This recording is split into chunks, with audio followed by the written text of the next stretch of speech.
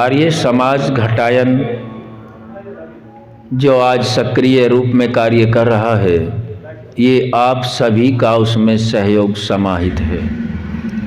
और आज जो पाक्षिक यज्ञ विक्रांत चौधरी के मकान पर हुआ है, आपने अपनी श्रद्धा से यह हम सभी ने सिद्ध कर दिया है कि हम सभी ऋषियों के अनुयायी हैं, सनातन धर्म के अनुयायी हैं और यज्ञ जैसी परंपरा को हम घटने नहीं देंगे। यज्ञ के विषय में हम थोड़ा सा जानने का प्रयास करते हैं। यज्ञ का जो परिभाषा ऋषियों ने लिखी है, देव पूजा संगति करण दानेषु। यज्ञ में यदि सर्वप्रथम ही कोई कार्य होता है वह देव पूजा का होता है। दूसरा संगतिकरण।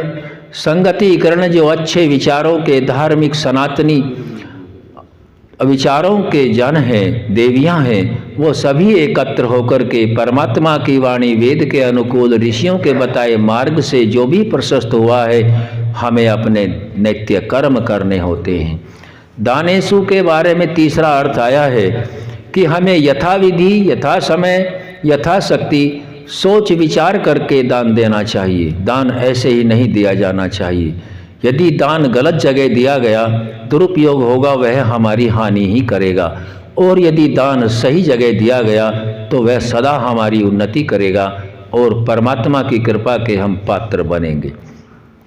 यज्ञ के विषय में हमारे पूर्वज चाणक्य भी यही बात बताते हैं, जो हमारे आचार्य जी भी बता करके गए हैं। सोमदेव जी राजस्थान से आए थे कि यज्ञ की विधि 4 हैं। यज्ञ विधिहीनम मंत्रहीनम, विधिहीनम मंत्रहीनम श्रद्धाहीनम दानहीनम। वो कहते हैं कि यदि आर्य विद्वान से यज्ञ किया जाता है तो वह विधि पूर्वक होता है। विधि मंत्र से ही दीपक जलवाया जाएगा, मंत्र से आहुति होंगी, मंत्र से ही समिधा दी जाएगी, मंत्र से ही जल प्रशेषण होगा।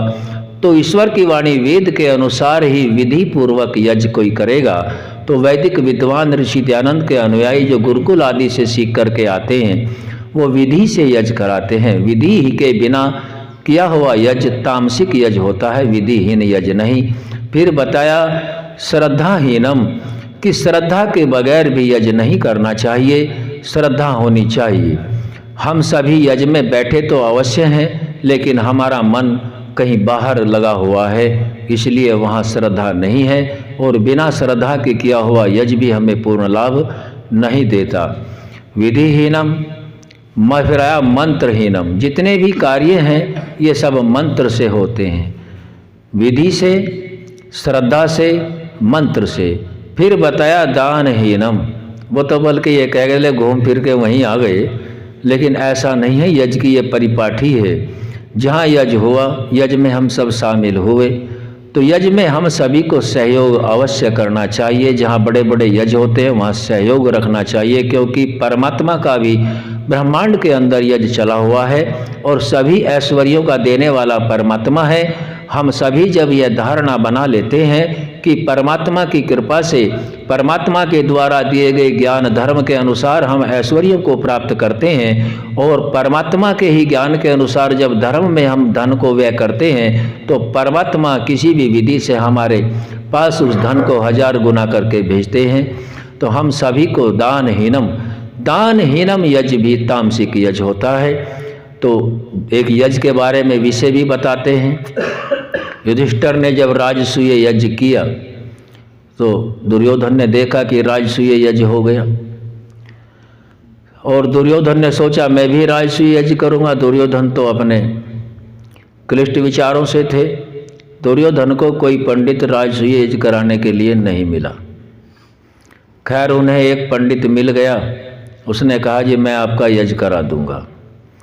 अब यज्ञ करा दिया, लेकिन दुर्योधन के अंदर न तो यज्ञ में श्रद्धा थी, न दान देने की थी, और विधि पर भी ध्यान। तो पंडित जी का काम था, विधि पूर्वक पंडित जी ने यज्ञ करा दिया, और यज्ञ कराने के उपरांत मन में जैसा विचार था तुरंत यज्ञ से उठा और मन वहाँ से चल दिया। पंडित जी पीछे पीछे जा रहे हैं। पंडित जी कह रहे हैं कि भाई मेरी दक्षिणा तो दे दे। तो वहाँ दक्षिणा का मन में विचार नहीं है, क्योंकि श्रद्धा से हवन नहीं है। मन कहाँ लगा हुआ है कि मैं भी राजसूय यज्ञ करके मैं भी राजसूय यज्ञ करूँगा। तो हमें चाणक्य ने भी यही समझाया कि विधिहीनम दानहीनम मंत्रहीनम